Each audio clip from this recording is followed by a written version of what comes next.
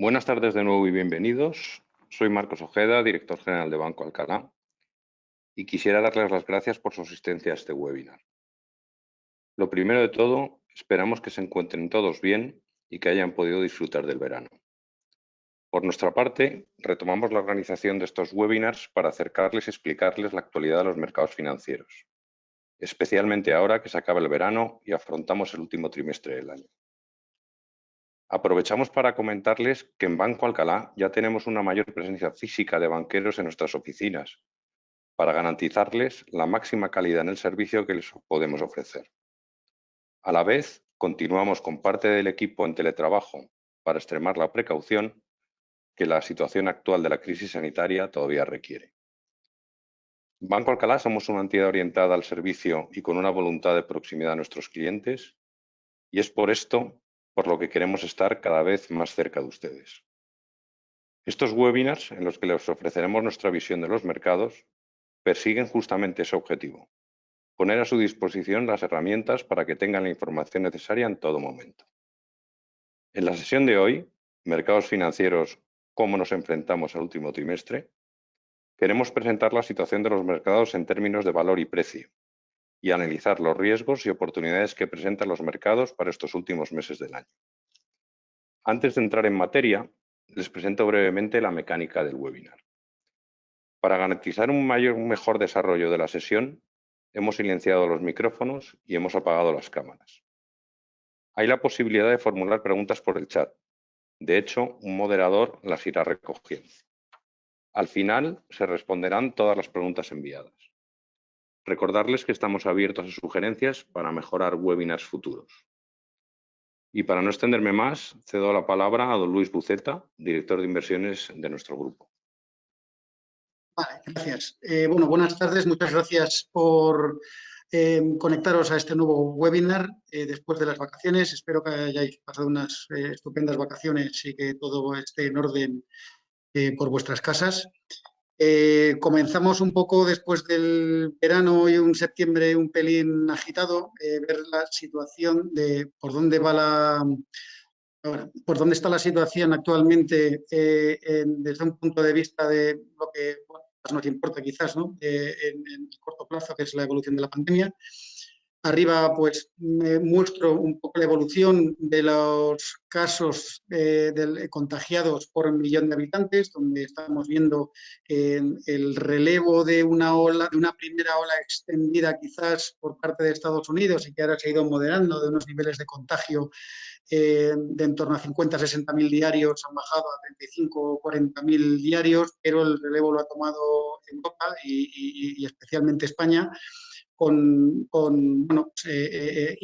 y junto con la India y Brasil, que no están precisamente mejorando sus curvas de contagios, pues se está incrementando de forma sustancial.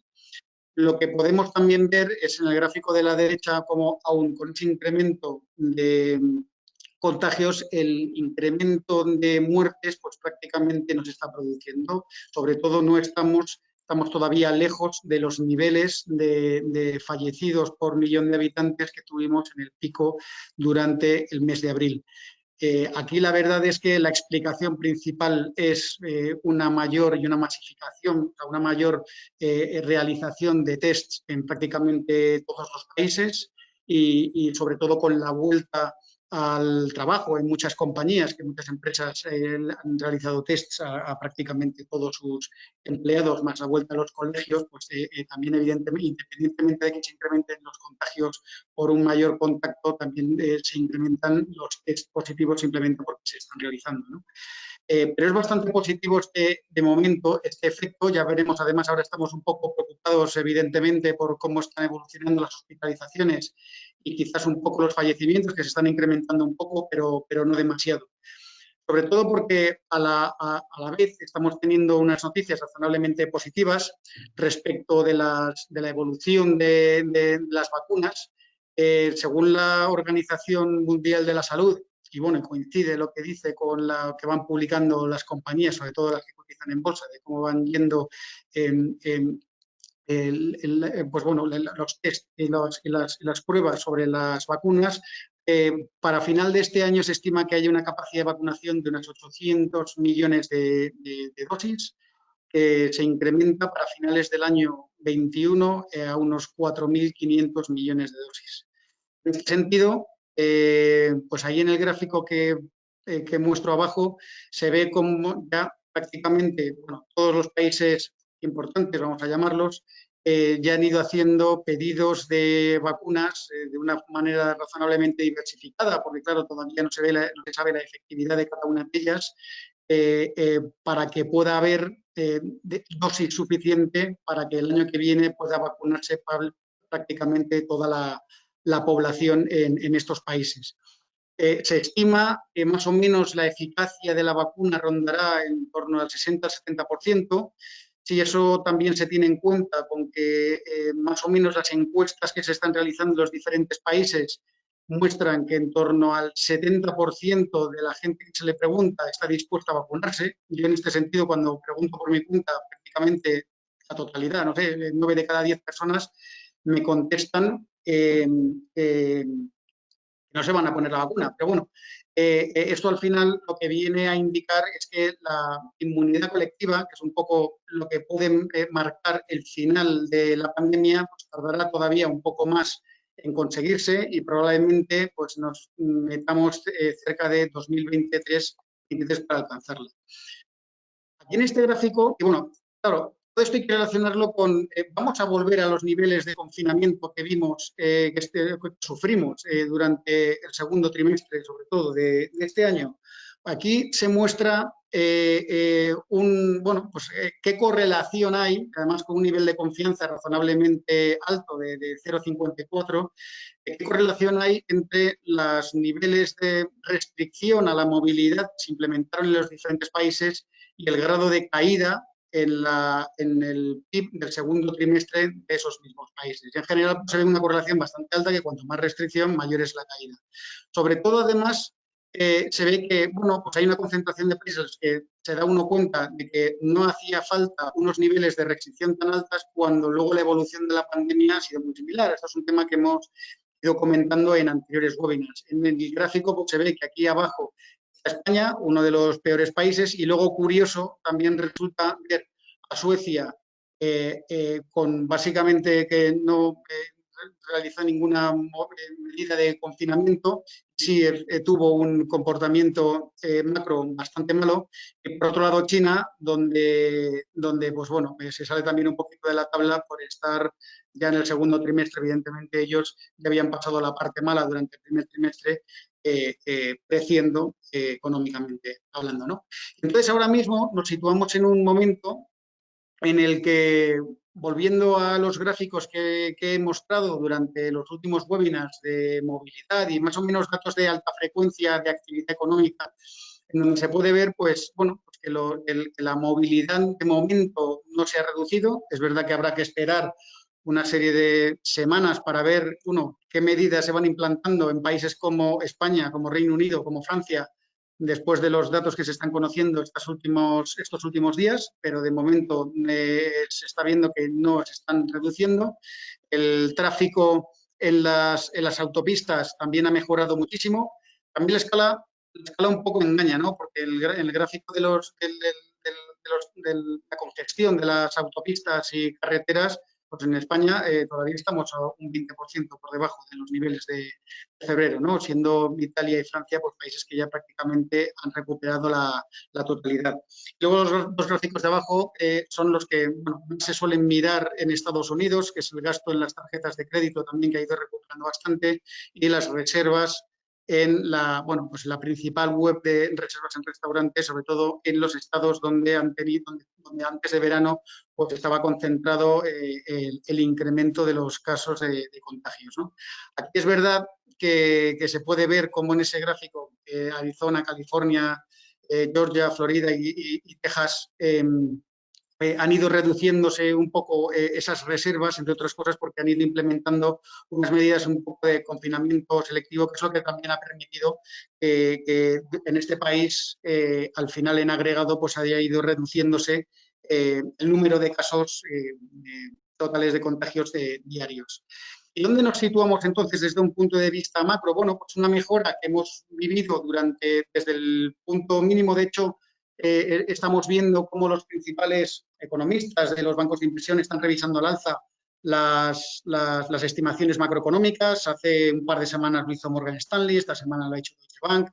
Y básicamente lo que están diciendo es que más o menos nos deberíamos encontrar ahora mismo a mitad de camino entre el punto mínimo y el punto donde estábamos más o menos a principios de año, y están adelantando entre un trimestre y 2 trimestres la recuperación del nivel de actividad de 2019 a más o menos verano el final del primer semestre del año que viene.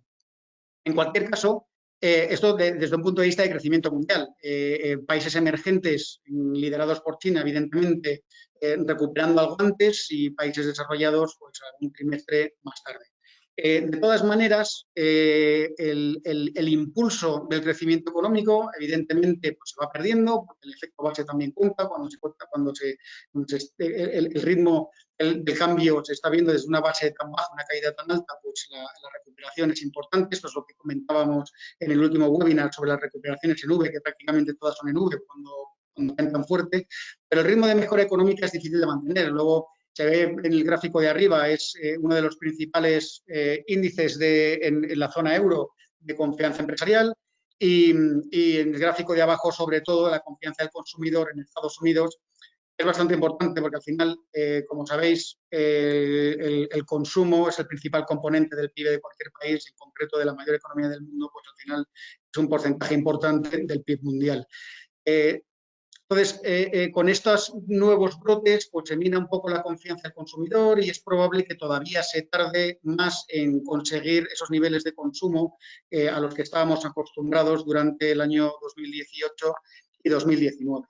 ¿Cómo estamos consiguiendo esa recuperación? Pues bueno, lo hemos comentado otras veces. Estas son las nuevas proyecciones de déficit fiscales en las principales zonas geográficas, donde se puede ver cómo nos metemos en doble dígito de déficit fiscal en Europa, en Estados Unidos, en Japón y China, sobre todo más Estados Unidos que la zona euro, y especialmente fuerte es el incremento del déficit fiscal en el Reino Unido, ¿no? Y con 2021 también, que un poco menos, pero también se sigue incrementando.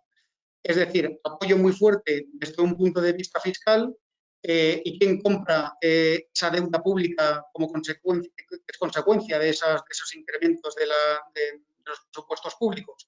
Pues básicamente los bancos centrales. Se ve en el gráfico de la derecha cómo se han ido incrementando de forma comunal, por llamarlo de alguna manera, los activos en los bancos centrales, ¿no? Mirad a la izquierda del gráfico de la derecha, más o menos 2009, esos son los programas de quantitative easing, de expansión monetaria, que se llevaron a cabo después de la crisis 2008-2009, ¿no? O sea, esto es especialmente importante. De alguna manera, además, incluso hasta da que pensar en el sentido de que si se hubieran implementado estas medidas durante 2008-2009, probablemente la gran crisis financiera que vivimos hubiera durado unos pocos meses, la verdad. No sé. Aquí yo creo que ha habido una lección importante que han aprendido los bancos centrales y las autoridades públicas, y bueno, pues lo han estado implementando, y ha conseguido evitar que la cosa se pusiera muchísimo peor. El título que le pongo aquí es: la MMT ya está funcionando. ¿Qué es la MMT? Es una teoría, significa por sus siglas en inglés, teoría monetaria moderna. Empezó a coger bastante tracción esta teoría hace prácticamente 2 años, y en Estados Unidos. En principio, además, es una teoría a la que, venía sin ideología concreta, pero ahora, cuando cuento un poco de qué va la cosa, se va a entender bien por qué se lo están apropiando, o les atrae especialmente a los partidos más, o a la ideología más ligada a la izquierda. Y básicamente, a ver, es una teoría que es muy difícil entender, la verdad. A mí me ha costado bastante, porque rompe bastante los esquemas de cómo funciona la economía, como la hemos estudiado todos. Pero en definitiva, lo que viene a decir es, se basa en 2 premisas. La primera es que cuando un país es soberano de su propia divisa, puede imprimir la cantidad de dinero que quiera, que es imposible que quiebre, con lo cual aquí bueno, pues puedes mostrar muchos casos en el pasado de muchos países que esto no le ha ocurrido. Pero cuando un país tiene la moneda de reserva mundial, pues a lo mejor la situación cambia, o una de las monedas de reserva como puede ser el euro, la situación cambia. Segundo, que la política monetaria no vale de nada. De hecho, la considera un despilfarro de recursos y para muestra los últimos 10 años, que desde un punto de vista macro real, pues prácticamente no ha conseguido nada. Y el centro es la política fiscal, que no está ligada a la deuda pública. Esto es también un poco lo difícil de entender. Una política fiscal que tiene que estar centrada en mantener el pleno empleo. Entonces, ¿quién compra esos déficits públicos? Directamente el Banco Central imprimiendo dinero. ¿Qué ocurre? Que al final es muy atractivo para la clase política adoptar o explicar ciertas medidas de política económica, especialmente las fiscales, acogiéndose a, bueno, pues que realmente está ganando tracción esta teoría, pero la realidad es que no se está implementando tal como se ha diseñado, ¿no? Son implementaciones, por así decirlo, parciales, y ya veremos en qué desemboca este tema, porque a lo que todo el mundo tiene miedo y la probabilidad, porque la probabilidad es bastante alta de que en última instancia desemboque en una hiperinflación, ¿no?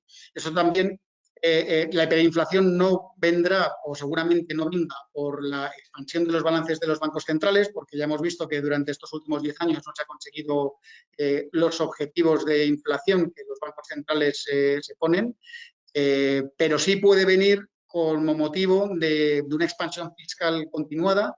Y aquí tenemos una de las principales dudas ahora en los mercados para los próximos 3 meses, que es a ver si se ponen de acuerdo en Estados Unidos para la implementación del nuevo paquete fiscal, una vez que hace un mes ha vencido ya sobre todo las principales ayudas que recibían las familias americanas.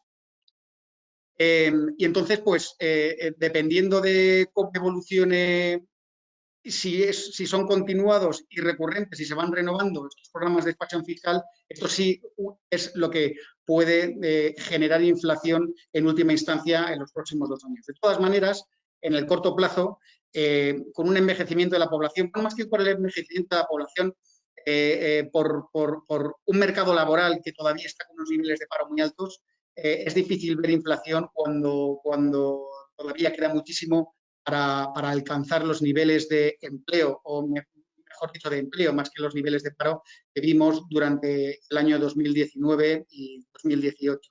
Y mientras eso ocurra, mientras la tecnología siga siendo un efecto deflacionario, e independientemente de que la globalización a lo mejor se esté revirtiendo un poco, pues es verdad que cuesta ver, sobre todo en un entorno recesivo, que pueda entrar la inflación. Esto ya será un tema a partir de 2022, pero bueno, de todas maneras hay que ir vigilándolo, sobre todo por el impacto que pueda tener, como vamos a ver ahora, en los tipos de interés. Entonces, esa recuperación económica que realmente, por ejemplo, en Estados Unidos, aquí se ve en la línea azul, a través de su principal índice de confianza empresarial, tiene una correlación muy alta con los niveles de los tipos de interés de mercado, ¿no? Los de largo plazo, que normalmente se suele coger el 10 años. ¿Por qué? Porque los tipos de interés nominales, la formación de mercado de los tipos de interés nominales tiene un componente de crecimiento económico y otro componente de inflación esperada. Y normalmente cuando la economía mejora, pues ese componente de crecimiento económico hace que los tipos de interés pues, cojan también tracción, y sobre todo porque cuando una economía crece normalmente pues, se suele también tener algo de inflación, aunque sea baja, con lo cual también afecta a esos tipos de interés. Sin embargo, estamos viendo que los tipos de interés se han mantenido ahí abajo, de hecho siguen cerca de los niveles mínimos históricos. Aquí, ¿qué es lo que puede estar ocurriendo? Uno, o los mercados de renta fija no se creen la recuperación económica de Estados Unidos, la mundial, porque ocurre lo mismo en el resto de los países del mundo, o es precisamente esa expansión del balance de los bancos centrales lo que los que están comprando esa deuda pública y los que están impidiendo que esos tipos de interés suban. Y además, por otro lado, y aplicando un poco sentido común, cuando el mundo se está metiendo en unos niveles de endeudamiento tan altos, basta ver que los tipos de interés suban porque se hacen entonces insostenibles y muchos sectores y muchos países pueden tener problemas de viabilidad y se empezarían a ver quiebras, ¿no? Por todos los lados. Entonces, viendo esto de los tipos de interés, el gráfico de la izquierda explica muy bien eso que está ocurriendo, sobre todo con lo que realmente importa para los activos financieros y los activos reales también. El inmobiliario es exactamente lo mismo, por ejemplo. Y son los tipos de interés reales. Cuando uno tiene unos tipos de interés nominales, que es la línea naranja, que no se mueven, y las expectativas de inflación, como se puede ver en el gráfico, pues ya prácticamente ha cogido los niveles de principios de año, pues lo que ocurre es que como los tipos de interés reales es la diferencia entre los nominales y la expectativa de inflación, pues se han ido al menos 1%, es decir, son negativos en un 1%. Algo que a principios de año, pues hombre, estaban a cero, no estaban en negativo, muy bajos, pero en Europa sí estaban en negativos y lo que han hecho en Estados Unidos ha sido converger con Europa a tipos de interés reales negativos. De hecho, tipos de interés reales positivos, para encontrarlos no se tiene que ir a economías como la mexicana, la brasileña, ni algún otro país emergente, porque en general prácticamente todos los países están muy cercanos a cero o metidos en negativo. ¿Y qué ocurre con los tipos de interés reales negativos? Pues se ve en el gráfico de la derecha que tiene una correlación muy alta con los niveles de valoración. Aquí es del Standard & Poor's 500, pero en general son los niveles de valoración de cualquier activo financiero. ¿Y por qué? Pues porque principalmente porque desde un punto de vista ya más técnico, más académico, para valorar cualquier activo, pues se valoran los beneficios futuros o flujos de caja futuros y se descuenta una tasa de descuento que está compuesta por tipos de interés menos la tasa de crecimiento. Y los tipos de interés reales negativos es lo que está haciendo especialmente que, por un lado, suban las valoraciones objetivo las compañías y, por tanto, independientemente de si van a tener mayores o mejores flujos de caja o vayan a crecer durante más tiempo del que se esperaba, independientemente de eso, o sea, manteniendo esa variable constante, las valoraciones sobre el mismo activo crecen. Es más, aquí la historia es que la relación del múltiplo a los tipos de interés no es lineal, tiene una cierta convexidad, con lo cual convexidad hacia cuando van cayendo más los tipos de interés, es decir, el incremento en el múltiplo, cuando un tipo de interés baja del 8 al 7, es muy inferior al incremento del múltiplo de cuando baja del 3 al 2. Pero muy inferior, a lo mejor quiere decir que el incremento cuando baja del 3 al 2 es un 50% superior cuando subía cuando bajaba del 9 al 8. Entonces, esto es lo que realmente está explicando las valoraciones tan altas que en algunos casos se está viendo, sobre todo en los sectores más defensivos, donde se tiene más visibilidad sobre esos beneficios o flujo de caja futuro. Y no solo sobre esas empresas, por ser también, siempre hemos comentado que los beneficios empresariales son reales, están ajustados por inflación. Como se ve en el gráfico de abajo, también le pasa al oro y le seguirá ocurriendo, ¿no? De hecho, hoy veía un gráfico, he estado mirando la cotización a muy largo plazo de las principales divisas del mundo contra el oro. En los últimos 100 años, todas las divisas del mundo se han depreciado más de un 95%. 95% en 100 años. Pero el grueso de la depreciación fue cuando se rompe el patrón oro, pues bueno, justo después de la Segunda Guerra Mundial, pero bueno, justo después, no, unos años después, en años 70 más o menos, no recuerdo mal, pero ahí viene la gran depreciación contra el oro. A partir de entonces, y gracias a la impresión de dinero cada vez mayor por parte del sistema fraccionario de reserva con el que funcionamos, pues se ha ido depreciando cada vez más las divisas contra el oro, principalmente por ser un activo real y protegerse contra la inflación. Y no solo ha ocurrido en general con índices a ciertos sectores, sino también, evidentemente, con lo que más se habla, que es el sector tecnológico, del que se está hablando muchísimo, de si hay burbuja. Es verdad que en algunas compañías la burbuja es muy fuerte, casos como el de Tesla, pues incluso a lo mejor hasta el de Amazon en un momento dado, o alguna salida a bolsa como se ha visto recientemente, los comportamientos que han tenido ciertas compañías, pues son muy difíciles de explicar. Y efectivamente, estamos hablando de una burbuja fuerte, pero en el caso del sector tecnológico, si se ve en el gráfico de arriba, es un poco a lo que intenta explicar, pues la gente que aboga por una burbuja, pues se ve que el comportamiento relativo de la parte de tecnología con respecto al Standard & Poor's 500, pues está en máximos históricos y solo comparables con la burbuja.com del 2000-2002. Pero si uno ve el gráfico de abajo, pues también hay que tener en cuenta que el crecimiento del beneficio por acción del sector tecnológico en relativo al Standard & Poor's 500 también ha crecido mucho. Y básicamente ahora mismo el peso es casi el doble, ¿no? Entonces, realmente múltiplos más altos, sí, evidentemente, pero también ha venido detrás de un crecimiento de los beneficios descomunal, ha venido detrás también de un sector que de tener mucha deuda, ahora prácticamente, sobre todo las grandes compañías, no tienen deuda o tienen mucha caja en el balance, y ha venido también de una concentración importante en varios de los subsectores de la tecnología, donde el posicionamiento competitivo o la calidad, por así decirlo, del negocio y de la industria han mejorado considerablemente con respecto a hace 20 años, ¿no? Y lo mismo ocurre también con justo ahora, porque en el fondo también hay que entender que ha sido un acelerador de los sectores, por así decirlo, más defensivos y conservadores de ahora mismo de la economía, y que, bueno, pues con el nivel de confinamiento o las restricciones de movilidad y con al final, más tardanza en la recuperación de los niveles más normalizados de actividad que veníamos viviendo durante el año 2019 y a principios de este año, pues gusta también dividirlos entre el universo de acciones que responden a la estrategia de quedarse en casa contra el universo de acciones que responden a la estrategia vuelta al trabajo, o sea, los más defensivos y los más de crecimiento más estable, a los más cíclicos y los más considerados de valor, ¿no? En el primer grupo pues, están compañías pues, de alimentación, compañías más ligadas a Internet, pues desde un Netflix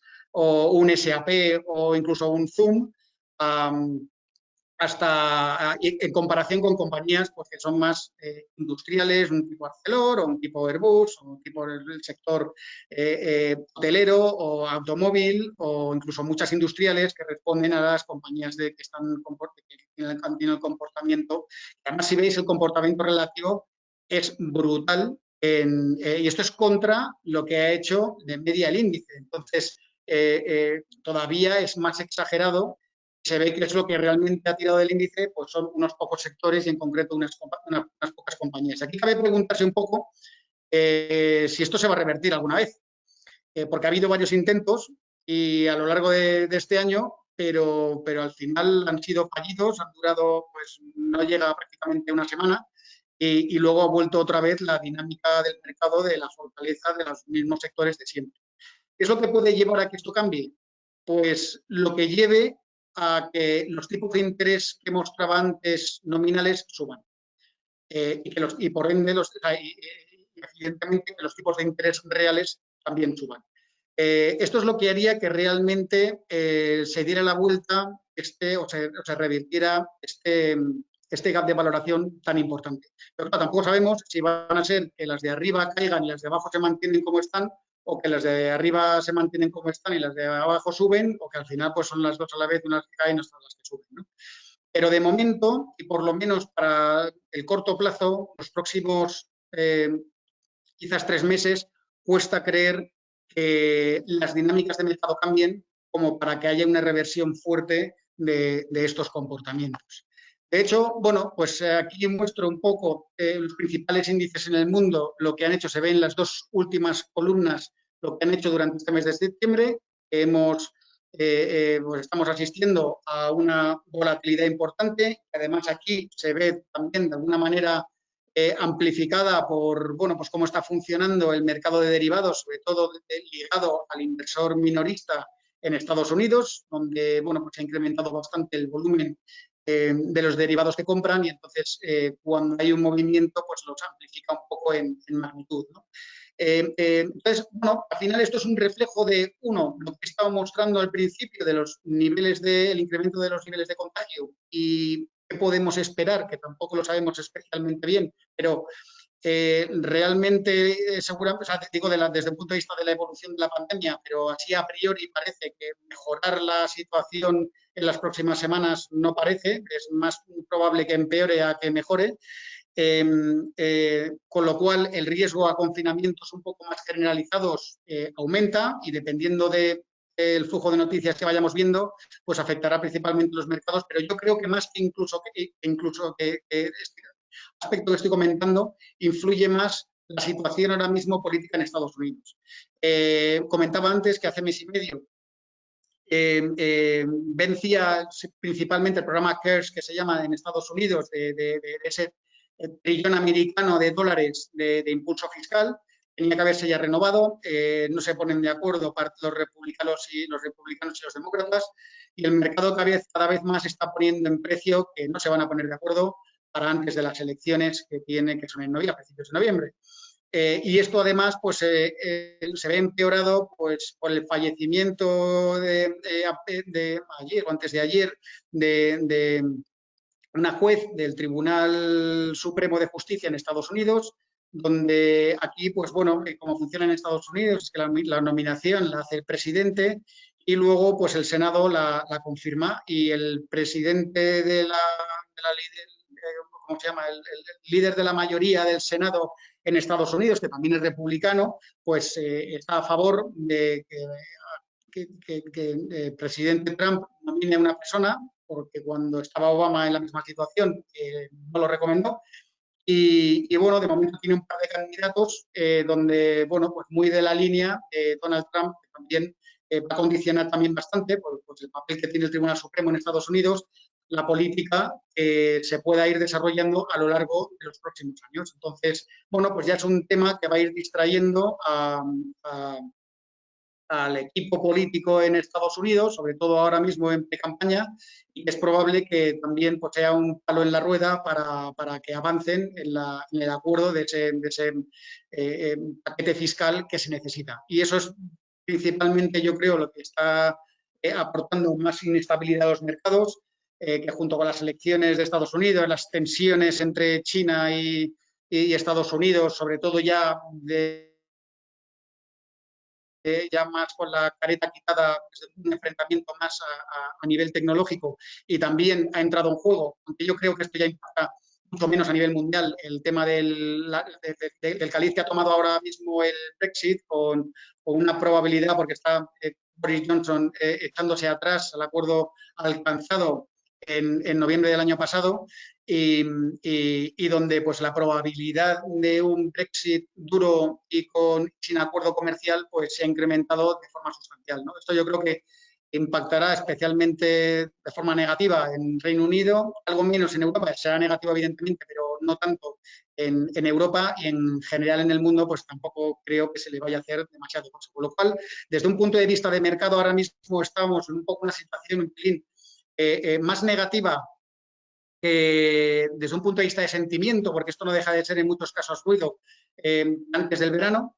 También es verdad que hay riesgos al alza, las noticias que se puedan ir conociendo positivas sobre las vacunas que se vayan aprobando y la capacidad de producción para los próximos trimestres, una fuerte vuelta de flujos hacia la renta variable que básicamente han ido desapareciendo durante esos flujos durante los últimos 3 meses han ido saliendo de la renta variable y entrando en la renta fija.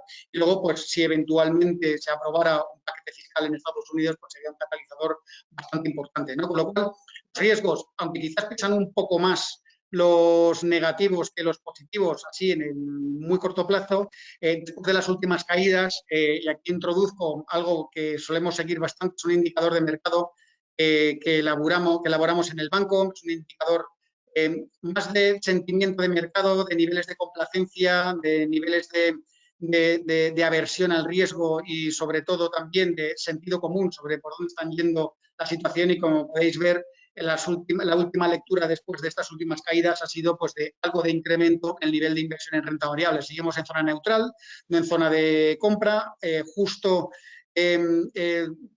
a finales de agosto el indicador fue poco a poco yéndose más abajo, pues allí fuimos vendiendo renta variable, redujimos, la verdad es que, bueno, en torno a 10-15 puntos la exposición a renta variable. Esa exposición durante pues, esta última semana pues la hemos ido ganando, aprovechando pues, un poco las caídas que estamos viendo en los mercados. Respecto a lo que no es renta variable, prácticamente no hemos cambiado nada en nuestra asignación de activos, seguimos con básicamente, bueno, pues una inversión decente en oro, eso yo creo que tiene que formar parte de las carteras de una forma un poco más estructural. Seguimos sin deuda pública, principalmente es deuda corporativa de grado de inversión, más en Europa que en Estados Unidos, cada vez más en Europa que en Estados Unidos, porque es verdad que durante el verano, además de que las bolsas subían, pues los niveles de diferenciales de crédito han ido contrayéndose hasta prácticamente llegar a los niveles mínimos que conocimos en finales del año pasado, principios de este año. Seguimos con esa inversión. Perdón, he dicho que no teníamos nada de deuda pública y no es verdad, tenemos algo de deuda pública, pero sobre todo de bonos ligados a inflación para beneficiarnos y que nos ha ido razonablemente bien con ese repunte de los expectativas de inflación durante estos últimos 3 meses. Y bueno, y dentro de renta variable, pues con algo más de exposición de lo que venía siendo habitual los últimos años en Estados Unidos que en Europa. Sobre todo, el único quizás cambio que hemos hecho un poco más radical desde un punto de vista de asignación de activos ha sido cambiar la inversión en Japón por inversión más dedicada a Asia, concentrada en China y en países de Asia Oriental. Y bueno, con esto doy por finalizada un poco la exposición y si queréis abrimos el turno de preguntas que no os he comentado.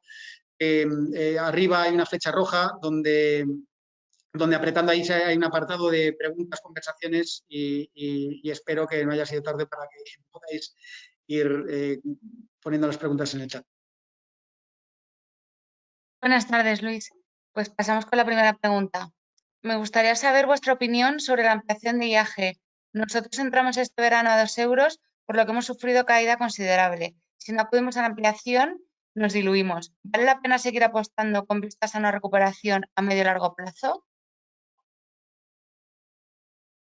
Pues, a ver, bueno, primero, IAG es un valor por el que, o aerolíneas incluso, por el que casi siempre me preguntan en estos webinars y siempre digo que nosotros es un negocio que no nos gusta y donde no estamos invertidos y que, pues, pero sí es verdad que de cara a invertir en este negocio, para quien quiera, pues, bueno, incrementar un poco el riesgo de su inversión, pues al final una compañía como IAG o como Ryanair pues serán los vencedores de esta situación en el medio plazo. Dicho esto, una vez que ya se tiene la compañía, que ya se han asumido las minusvalías, que ya la ampliación de capital dilutiva, que era un riesgo especialmente importante de la compañía, pues bueno, es difícil recomendar venderla. Yo aún así, viendo la cotización, no la compro. Entonces, quiero decir, veo potenciales de incremento o revalorizaciones similares en otras compañías, en otros negocios, con más visibilidad. Aquí quizás lo que recomendaría es, bueno, a lo mejor quitar una parte, porque esto me está recordando un poco las ampliaciones de capital que hacían los bancos durante el 2009, 2010, 2011, 2012, y al principio parecía que, bueno, pues que iba a ser una buena oportunidad de inversión. De hecho, muchas veces los bancos tenían un comportamiento positivo de subidas de 50, 60, incluso hasta 100%, pero luego volvían otra vez. Entonces, si se tiene justo, pues bueno, la flexibilidad y la capacidad de poder vender con algún rebote, eso sí que lo haría. En cualquier caso, no sé cuánto pesa, pero si se tiene demasiada inversión, yo la reduciría un poco, pero mantendría por aquello de que, bueno, pues es probable que pueda rebotar si la situación un poco mejora desde un punto de vista de la evolución de la pandemia. Muy bien. Buenas tardes, Luis. Me gustaría conocer tu opinión sobre los fondos de private equity que invierten, por ejemplo, en infraestructuras. ¿Te parecen buena opción? ¿Crees que tienen un riesgo elevado? ¿De qué tipo? Pues el riesgo depende mucho de qué tipo de fondo y de qué tipo de infraestructura y cuál sea su aproximación a cómo, bueno, su política de inversión, básicamente. El mundo de la infraestructura yo creo que es un activo que va a seguir mejorando, evidentemente. Primero, porque el mundo de la infraestructura tiene 3 ventajas. La primera es la manera más fácil que tiene un gobierno de incrementar un gasto fiscal, ¿vale? La más fácil, donde además lo que es la construcción de esa infraestructura, que es la segunda ventaja, es muy intensiva en capital humano, con lo cual pues, ese gasto al final revierte que se contrata mucha gente. Y tercero, que, bueno, pues que los planes de recuperación que actualmente se están debatiendo en todo el mundo y principalmente en Estados Unidos y en Europa y en China también, viene por la inversión en infraestructura. Entonces, son 3 condicionantes que, bueno, pues que muy mal hay que hacerlo para que, o hay que ser muy torpe, entre comillas, para que no te vaya razonablemente bien. Dicho esto, las valoraciones ya están un poquito ajustadas, por lo cual tampoco se puede esperar que haya unas revalorizaciones fuertes en el mundo de las infraestructuras porque ya estamos viendo unas valoraciones algo ajustadas. Es verdad que lo que es la operación de la infraestructura pues, da cierta visibilidad a unos flujos de caja que con una estructura de apalancamiento decente, no especialmente agresiva, pues pueden ser inversiones razonablemente rentables. De hecho, es curioso porque al final infraestructuras, todo el mundo piensa en autopistas y trenes y tal, pero claro, infraestructura también es infraestructura en 5G, también puede ser infraestructura energética desde un punto de vista de instalación de más renovables y sobre todo en las redes que luego hacen falta para que las renovables estén interconectadas con el sistema. Y aquí, por ejemplo, el otro día Gal, al anunciar la compra de este parque solar fotovoltaico que le compra a ACS, comentaban que los retornos sobre el capital invertido, porque claro, estaban comprando unos múltiplos también bastante altos, pero comentaba que los retornos del capital invertido de este parque fotovoltaico iban a ser muy similares a los retornos sobre su negocio tradicional, que es la exploración, extracción y refino de petróleo. Entonces, bueno, pues también hay que pensar, ¿no? Y sobre todo porque son un tipo de inversión, entre comillas, más segura muchos otros negocios más cíclicos, sobre todo cuando hay mucha necesidad de infraestructura en el mundo. En España a lo mejor menos porque estamos mucho sobreinvertidos, a lo mejor en China menos, pero países como Alemania o, por ejemplo, Estados Unidos están completamente obsoletos. Ahí hace falta invertir mucho dinero. El riesgo viene en qué parte de la cadena de valor de la infraestructura se invierte y, sobre todo, en el caso del private equity, pues cómo de apalancado y cuál es su aproximación a esas inversiones, ¿no? Que ahí ya son riesgos que no son directamente del negocio en sí, sino son otro tipo de riesgos que hay que tener muy en cuenta a la hora de invertir en ese tipo de fondos. Muchas gracias. ¿Cuándo me tengo que desprender de bancos españoles y de Telefónica? Bancos españoles, quizás ahora, si se tienen, pues igual no es el mejor momento por aquello de que bajo la dinámica un poco ya más cercana de una concentración del sector y que además también se está hablando que va a llevarse a cabo en otros países de Europa como Francia y Alemania, pues España que ha empezado con el tema de CaixaBank y Bankia y que eventualmente tenga que ocurrir con Unicaja, Iberbank y también se rumorea lo de Sabadell con BBVA. En fin, esto al final es bastante dramático la forma en la que se van a conseguir mejorar los retornos de los bancos, porque al final pues, va a ser sobre todo extracción de sinergias de costes vía despido de gente, pero es la única manera que tienen los bancos de mejorar sus retornos. Eso, junto con que, bueno, pues hay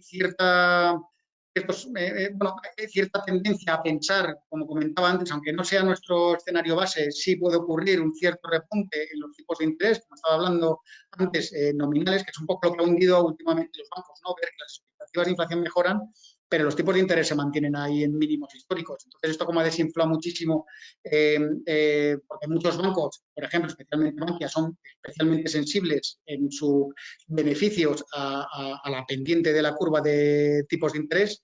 Si esto no coge pendiente, pues al final uno se encuentra que con su negocio tradicional no va a ganar dinero y por otro lado se enfrenta a una mora o un incremento de préstamos o créditos fallidos como consecuencia de la crisis que estamos viviendo, ¿no? Y eso es lo que ha hundido especialmente la cotización de los bancos. Ahora mismo no es el momento de venderlos si se tienen. el momento de comprarlos, bueno, pues también es como las aerolíneas, es que es un tipo de negocio que nunca nos ha gustado, es verdad.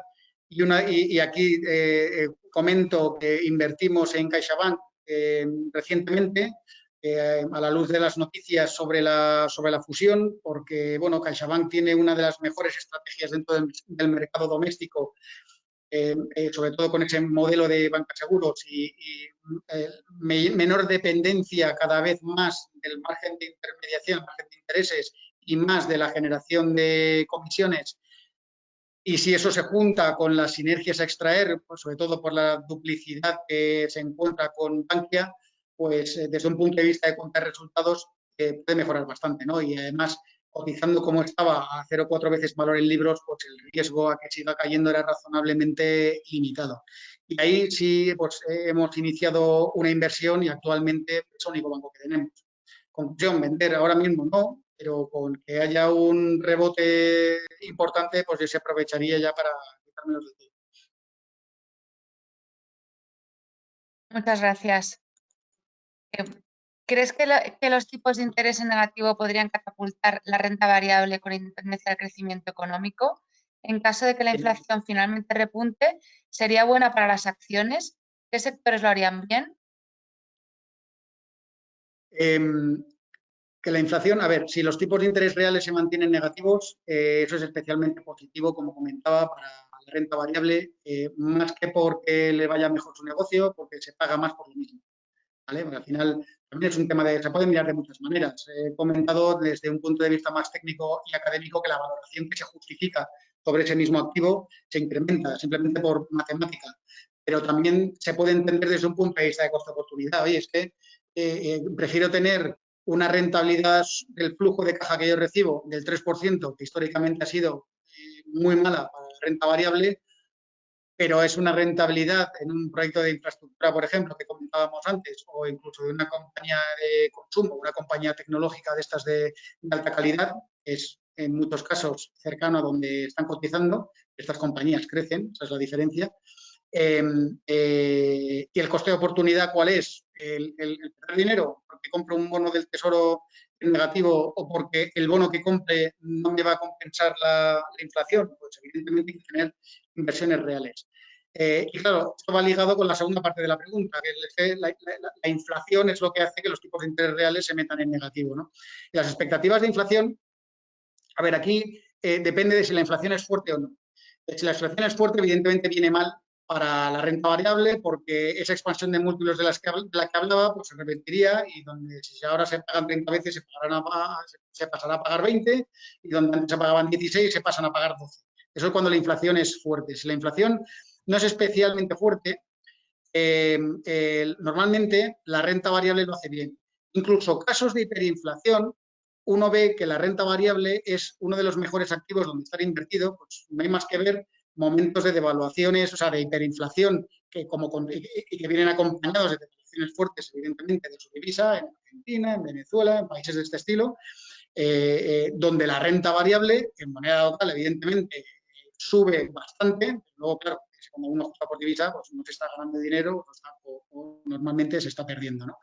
Pero en general, la renta variable suele ser un activo que se comporta bien cuando hay inflación. Dicho esto, hay que tener mucho cuidado en qué sectores se invierte, porque no es lo mismo sectores más industriales, más de coste fijo, más capital intensivos, es decir, sectores que fabrican y que tienen necesidad de estar reinvirtiendo constantemente en su propio negocio. Esa reinversión, al final, la inflación te afecta y los márgenes son más difíciles de mantener. Y se tiene que tener mucha calidad en el negocio para poder trasladar esa inflación en costes a precio final. Con lo cual, mejor irse a sectores más, lo llaman desde el punto de vista ligeros, desde el punto de vista de activos, es decir, con menos necesidades de inversión en capital. Y segundo, sectores de calidad, donde las compañías buenas, esas compañías oligopolísticas en negocios buenos, donde las barreras de entrada son muy altas, etcétera, etcétera, etcétera, de las que hemos hablado siempre, esas compañías siempre tienen más facilidad en trasladar a precio final esa inflación en costes, ¿no? Muchas veces no lo consiguen hacer del todo y muchas veces hay un decalaje importante en el tiempo insisto, si esa inflación se escapa un poco, pues al final el múltiplo que se paga por ellas, o sea, esas compañías lo harán mejor que el resto, pero no quita que no tengan, que no puedan perder dinero porque los múltiplos se contraen. Muchas gracias. ¿Qué perspectivas a corto plazo tienes del Nasdaq, Amazon, Microsoft y qué valores recomiendas del IBEX?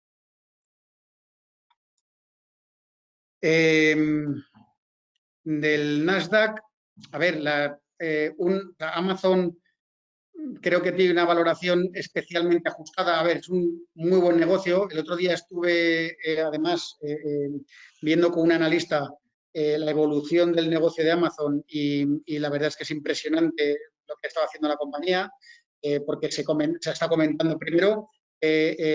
Una cosa es los beneficios de la compañía, que se dice, no, es que no ganaba dinero hasta ayer por la tarde y tal. Desde un punto de vista de generación de caja ha sido muy superior a la de beneficios, especialmente por un tema contable. El negocio que tiene de AWS, que es Amazon Web Services, que es básicamente negocio en la nube, son líderes en el mundo en un sector que está creciendo fuerte y además que se está acelerando la inversión como consecuencia de esta pandemia. Eso está creciendo de una manera impresionante y además con unos márgenes descomunales. Y luego toda la parte de la plataforma que tiene instalada de comercio en Estados Unidos ya empieza a ser rentable y ya gana bastante dinero, donde todavía no gana dinero es fuera de Estados Unidos. Pero la curva de aprendizaje está siendo bastante rápida. Entonces es una compañía que va a ir mejorando los márgenes, va a ir mejorando los beneficios y va a ir mejorando el retorno sobre el capital invertido y sus flujos de caja, ¿no? Pero claro, ¿cuánto pagas por eso? Eso es lo que no tengo yo muy claro y a mí me cuesta mucho, y de hecho no lo hago, pagar los múltiplos a los que cotiza Amazon.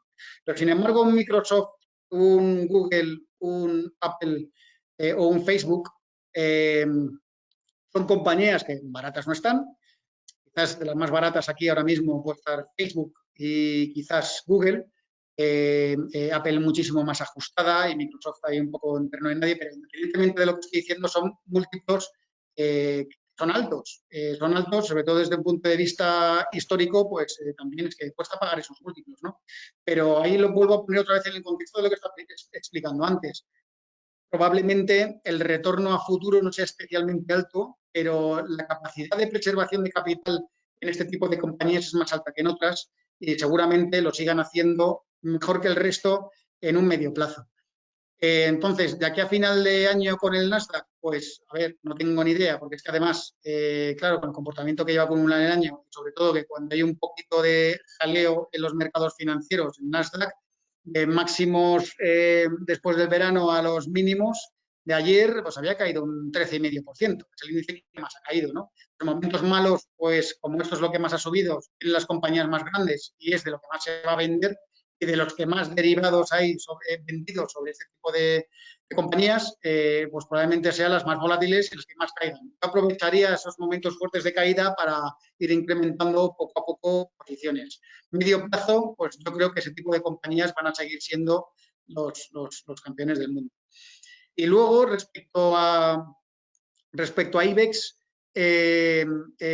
bueno, yo me iría a compañías quizás las de más calidad. IBEX, de momento, bancos, solo Caixa. De pragmático, desde un punto de vista de inversión, esto implica que se va a incrementar para hasta entonces, no sé, en 150.000 millones las inversiones en energía renovable. Entonces, claro, hay que estudiar más de cerca, pues eso, la cadena de valor de la energía renovable, dónde está el dinero, en un solar, está con un Solaria, está en un Iberdrola o está en los fabricantes de los componentes, está en un Gamesa, está en un Ørsted, o está en un Iberdrola que tiene más flexibilidad, sobre todo porque, bueno, pues tiene parte regulada, parte de redes, parte de renovables y sobre todo, pues también se apalanca en el crecimiento de las necesidades energéticas que tienen países en Iberoamérica o en Estados Unidos. Entonces, bueno, cotizan unos múltiplos especialmente altos, pero me gusta comprarlos, pero bueno, también, vamos, no descarto que sea una oportunidad de inversión. Lo que sí me gusta más es una compañía como Grifols, por ejemplo, que lo ha hecho muy mal durante estos 2 últimos meses, y yo creo que la razón por la que lo ha hecho mal pues son temporales, no estructurales en la compañía. Y bueno, pues el tiempo lo dirá, pero yo creo que ahora mismo es una buena oportunidad de compra. De hecho, ha anunciado que va a hacer un día de actualización de su estrategia para inversores, en donde actualizará por dónde va su proyecto Ámbar, que eso es brutal como salga adelante. No está ahora mismo para nada metida en la cotización de la compañía y esto es la aplicación de las proteínas que ellos extraen del plasma en el Alzheimer. Y bueno, pues esto pues, se convierte en un mercado potencial muy grande. Si va evolucionando, pues realmente ahora mismo no hay plasma en el mundo para poder atender a estas necesidades. Y por otro lado, bueno, pues los problemas que está teniendo un poco de recolección de plasma y de alguna introducción de competencia nueva de algunas de las proteínas que ellos venden, pues no los veo especialmente importantes. Con lo cual yo creo que Grifols ahora sería una de las principales apuestas. Dinero también tendría invertido en Amadeus. Es verdad que no hay ningún catalizador a corto plazo para que la compañía lo haga bien, porque los sectores en donde ellos operan es el centro, ¿no? de damnificados de la pandemia, pero bueno, no deja de ser un oligopolio, no deja de ser una compañía muy bien gestionada y sobre todo que su competencia tiene problemas de deuda, en concreto Travelport, que como esto continúe, pues probablemente esa compañía pues tenga problemas financieros gordos y bueno, pues se duda de su viabilidad, ¿no? Entonces, si al final Travelport desaparece, pues es parte de cuota de mercado que se pueda quedar Amadeus para que en un futuro pueda desarrollarla, ¿no? Además, las líneas aéreas, dentro de ese esfuerzo de reducción de costes, también les viene muy bien que Amadeus hagan mejor ese trabajo de la gestión desde un punto de vista de sistemas de información de la compañía, lo hagan mejor y lo hagan más barato. Entonces, también será un catalizador a medio plazo. Corto plazo, pues bueno, hay que aguantar. Medio largo plazo, no dudo que la compañía sea fantástica. También una compañía, bueno, compañías tipo Ferrovial o tipo ACS, yo creo que todavía ahí estamos más ligadas al mundo. O sea, Ferrovial a lo mejor puede ser la mejor compañía cotizada de infraestructuras en el mundo. Entonces, a medio largo plazo, pues bueno, es una compañía que seguramente lo siga haciendo bien. Es probable que, es verdad que los múltiplos no son especialmente baratos, y los retornos potenciales no muy altos, pero no lo harán mal, ¿no? Yo creo que es una muy buena compañía donde estar y hacerse, sobre todo aprovechando el ruido que ha habido ahora mismo en Australia, en su división de CIMIC, bueno, pues las han demandado por un tema de un impairment que ha hecho por ciertos contratos, etcétera.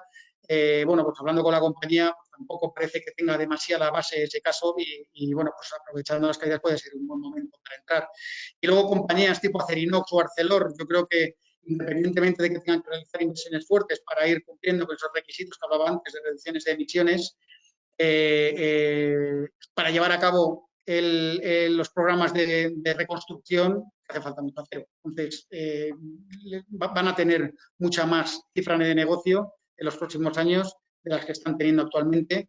Y en el caso concreto, además de Arcelor, pues también les viene desde un punto de vista, o sea, ellos tienen también negocio de minería y el mineral del hierro ha estado subiendo y le están mejorando también los márgenes por ese lado, ¿no? Y bueno, pues así compañías del IBEX, así a bote pronto, pues yo creo que ya he comentado unas cuantas que dónde estaría invertido. Muy bien, muchas gracias, Luis. Pasamos a la última pregunta. ¿Qué opinas del eurodólar? Dada la apreciación de estos días del dólar, ¿es buen momento de volver a entrar para cubrir carteras? Volver a entrar, apreciación del dólar, volver a entrar en el euro para... O sea, no me he enterado muy bien de la pregunta. ¿Y qué opinas del eurodólar? Que dada la apreciación de estos días del dólar, si es buen momento para entrar y así cubrir cartera. Vale. Bueno, sí, es verdad que el dólar pues, se ha ido depreciando de esos niveles de 1,08, 1,09 a los de, bueno, estamos ahora a 1,18, 1,19, llegó a tocar a 1,20. El dólar actúa como moneda refugio y entonces para cubrir carteras si el escenario es razonablemente negativo, a ver, siempre merece la pena tener dólar, sobre todo cuando todavía se encuentran cierta rentabilidad en mantener, el oro se puede tener en dólares, por ejemplo, y luego pues se puede tener cierta rentabilidad en bonos de una calidad crediticia decente, sobre todo de emisores europeos. Es curioso cómo el emisor europeo en dólares paga más una vez con el gasto de la cobertura de divisa que cuando hace la emisión en euros, ¿no? Entonces, merece la pena tener dólar por tener una cobertura de la cartera. Yo sigo pensando de todas maneras que si no pasa nada especialmente negativo, de fondo la tendencia del dólar es más a su depreciación que su apreciación con respecto al euro. Y así por lo menos parece que lo indica tanto su balanza de pagos como su balanza fiscal. Entonces, claro, es difícil justificar comprar mucho dólar solo cuando se tiene una visión de que en el corto plazo a lo mejor tiene sus riesgos, pero de medio y largo plazo pues es una visión razonablemente, de largo plazo no lo sé, de medio para los próximos 2 años razonablemente positiva, de seguir con este aspecto de recuperación económica con bancos centrales empujando y sobre todo gobiernos también empujando en la recuperación y ahí es difícil tener una visión especialmente alcista del dólar. De hecho, nosotros tenemos cubierto una tercera parte de las inversiones que tenemos en dólar. Muy bien, muchas gracias. Y por último, ¿por qué se comportan tan mal Carrefour y Casino en momentos en que la distribución alimentaria es de los pocos sectores que funcionan? Bueno, Carrefour y Casino 3/4 de lo mismo. Yo creo que también ha sido en concreto Carrefour, por el comportamiento que ha tenido su negocio en Brasil, ¿no? Que es muy grande y donde has tenido pues, una cura telefónica, ¿no? Una divisa que se deprecia un 30% y por mucho que te mejore un 10% tu cuenta de resultados, tu cifra de negocios, pues al final está yendo mal. De hecho, también la expectativa de crecimiento en Brasil no ha sido la esperada y bueno, mi Carrefour de todas maneras estaba en medio de una reestructuración interna en la que estaba sacando, la verdad, bastantes resultados. Un poco esta situación lo ha parado, pero en general creo que todavía hay cierto valor en esta compañía. No la tenemos en cartera, la tengo, la verdad, un pelín olvidada, la sigo un poco de lado, de lejos, pero yo creo que es la razón principal de la evolución de esta compañía, sobre todo cuando se está en un sector donde uno ve el comportamiento de Ahold, por ejemplo. Ahold Delhaize ha sido pues, bastante mejor que la de Carrefour o un Walmart incluso, ¿no? Muy bien, muchas gracias, Luis. Ya no hay más preguntas. Muy bien, pues muchas gracias a todos. Y nada, simplemente quedamos a vuestra disposición para resolver cualquier duda que pueda surgir respecto a lo que hemos ido comentando durante esta sesión. Se pueden enviar las dudas, comentarios o sugerencias por email al que aparece en pantalla info@bancoalcalá.com. También deciros que mañana os enviarán por email un enlace en el que se encontrará